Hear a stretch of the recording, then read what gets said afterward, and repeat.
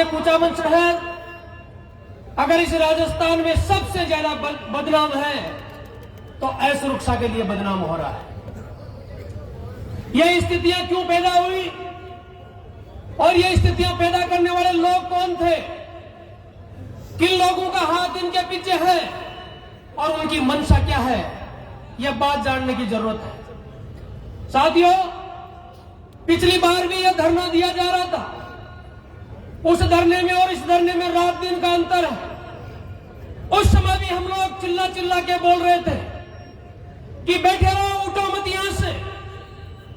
अगर अभी आप यहां से उठ गए तो आने वाले समय में यह दूसरी प्रक्रिया, दूसरी घटना घटित होने के लिए तैयार रहेगी। लेकिन दुर्भाग्य है यहाँ के लोगों का, यहाँ के जनप्रतिनिधियों का और वर्तमान में भारतीय जनता पार्टी के जो भी इस जिले के नेता है, चाहे वो हारे हुए हैं या चाहे वो जीते हुए हैं। क्या करोगे इन पदों का, क्या करोगे इस राजनीति का, और क्या करोगे इस झूठी शान और आन बान और शान का। एक व्यक्ति रमेश रुलानिया, जिसको हम शहीद का दर्जा देते हैं, उस व्यक्ति ने शहादत दी थी इस कुचामन शहर के लोगों के लिए। क्या हुआ उसका बताइए? उसका कुछ नहीं हुआ। उसके परिवार के साथ क्या हुआ? उसका परिवार आज किस प्रकार से पीड़ित है, कोई उनको पीड़ा देखने वाला, उनको पूछने वाला कोई नहीं है। एक दिन का, 2 दिन का प्रोग्राम होता है, रैली निकाली जाती है, धरना होता है, जनप्रतिनिधि आते हैं, पुलिस प्रशासन के अधिकारी आते हैं, कलेक्टर महोदय आते हैं और बैठ करके बात करते हैं कि न्याय होगी। क्या न्याय हुई जब वो व्यक्ति उसकी जान चली गई, और क्या न्याय होगी जब विजय सिंह जी पलाड़ा को एक धमकी दी गई। इस प्रकार की धमकियां अगर लोगों के पास आएगी तो वो व्यक्ति खाना नहीं खा सकता, वो बैठ नहीं सकता, वो सो नहीं सकता। उसको चिंता खुद की होती है, उससे ज्यादा अपने परिवार की होती है। और उन परिवार वालों की क्या स्थिति होगी? रमेश जी रुलानिया ने लड़ाई लड़ी 1.5 साल तक, विजय सिंह जी पलाड़ा लड़ाई लड़ रहे हैं, लेकिन इनको चिंता यह है कि मेरा परिवार का क्या होगा। यह भारतीय जनता पार्टी की सरकार जब जब राज में आई है तब तक अपराध बढ़े। आज जो लोग बैठे हैं, मैं भारतीय जनता पार्टी के लोगों को बोलना चाहता हूं, आप में ताकत है, दम है, आप सरकार के खिलाफ धरना दे रहे हो, अपनी सरकार के खिलाफ। ये त्याग पत्र दीजिए आप लोग अपने पदों से।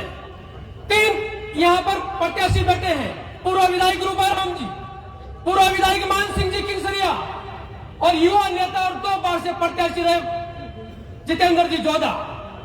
आप तीनों लोग यहां पर हो, 3 विधानसभा को संभाल रहे हो। कोई भी जब काम गवर्नमेंट करती है तो सबसे पहले आप पोस्ट करते हो कि हमारे प्रयासों से सरकार ये सड़क बनी है, हमारे प्रयासों से चिकित्सालय खुला है, या हमारे प्रयासों से जिले का निर्माण हुआ है। आज आपको जिम्मेदारी लेनी पड़ेगी कि इस अपराध में लगाम कैसे कसी जाए। जब पिछली बार यहां पर रुलानिया जी की बॉडी पड़ी थी हॉस्पिटल में, हनुमान बेनीवाल जी हमारे आदरणीय सांसद है, कुछ लोग तो उनको जातिवादी नेता कहते हैं। वो इसलिए कहते हैं कि फेसबुक और व्हाट्सएप पर बोलने का कोई पैसा नहीं लगता।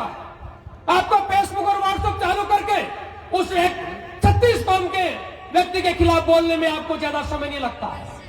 आज जाट और राजपूत जो 2 जातियां हैं, मैं नाम लेकर के बोलना चाहता हूं, आपको संगठित होना पड़ेगा, आपको वो बातें छोड़नी पड़ेगी, वो जातिवादी बातें छोड़नी पड़ेगी और मजबूती के साथ में आपको एक जाजम में बैठ के लड़ाई लड़नी पड़ेगी। अगर आप इस प्रकार की बातों का ध्यान नहीं देंगे तो बाकी लोगों का संरक्षण कौन करेगा? हर जाति में राजा महाराजा हुए हैं, हर जाति में लोक देवता हुए हैं। आप उन लोक देवताओं को, राजा महाराजाओं को आदर्श मानिए, एक जाजम पे बैठिए। किसी के साथ भी जब कोई पीड़ा होती है तो बिना जाति देखे आपको एक जगह बैठना है। पुलिस प्रशासन एक ही बात कहेगा, कोई भी प्रशासन हो, कि आगे बात करेंगे। आज तो आपका राज है। हम अगर धरना देते हैं, राष्ट्रीय लोकतांत्रिक पार्टी और विपक्ष की जो कांग्रेस पार्टी अगर धरना देती तो वो समझ में आता। हमारे हरीश सिंह कुमावत के वो दिन याद आते हैं हमें, स्वर्गीय हरीश सिंह कुमावत का वो समय जो शांति प्रिय शहर के रूप में ये कुचामन सिटी जाना जाता था। कहां गई वो शांति, कहां गए हम लोग? एक बार हरीश सिंह ने धरना दिया था जिला बनाने के लिए, और आपके पार्क में, कुचामन के कनोई पार्क में, जहां आज अपन बैठे थे, लोगों ने खिल्ली उड़ाई थी उनकी कि अपनी सरकार के खिलाफ वो धरना दे रहे। आज उनकी आत्मा ये सुन रही है कि अपने ही राज्य में इस कुचामण में शांति स्थापित करने के लिए भारतीय जनता पार्टी के लोग धरना दे रहे हैं। यह सोचना पड़ेगा। अगर कोई मुद्दा उठाते हो तो बीच में आप चोरी छुपके कोई समझौता मत कर लेना, क्योंकि इस कुचामण में बहुत लोगों का शोषण हो रहा है और होने वाला भी है। अभी एक वक्ता बोल रहे थे कि किसी दुकानदार से अगर 10,000 रुपए भी मांग लिए गए तो उसके लिए तो वो 10 करोड़ के बराबर है। आज इस प्रकार की स्थितियां शहर में है। आप प्रशासन को दोष देते हो। मैं कहता हूं वर्तमान सीआई बैठे सतपाल सिंह चौधरी, अगर यहाँ के राजनेता उनके हाथ खोल दे तो वो एनकाउंटर करने के लिए भी तैयार है। राजनेता मजबूत होने चाहिए, अधिकारी मजबूत होगा। राजनेताओं को यह ध्यान देना होगा, आपको उनको ताकत देनी होगी और उसी ताकत का वो इस्तेमाल करके शांति स्थापित कर सकते हैं। अमराराम खोकर की भी बात हो रही थी। वो एक ऐसा व्यक्तित्व है जिनके नाम से अपराधी कामते। कहां है वो? कहां गए जो अच्छा काम करने वाले लोग हैं? हम लोग जब माइक पे बोलते हैं, पिछली बार भी हम लोग उससे लोग नाराज हुए थे, हमारी आत्मा की आवाज थी वो। लेकिन आज भी कुछ लोग उस बात को लेकर के मन में ठीस और राम राम तक नहीं करते। हमारी जाति के लोग हैं, उनको इस बात का दुख है कि हमारे खिलाफ बोल गया वो व्यक्ति। किस किस के खिलाफ बोलेंगे? हम बोलते हैं केवल अपराधियों के खिलाफ या उनके खिलाफ जो डूब गए हुए लोग हैं।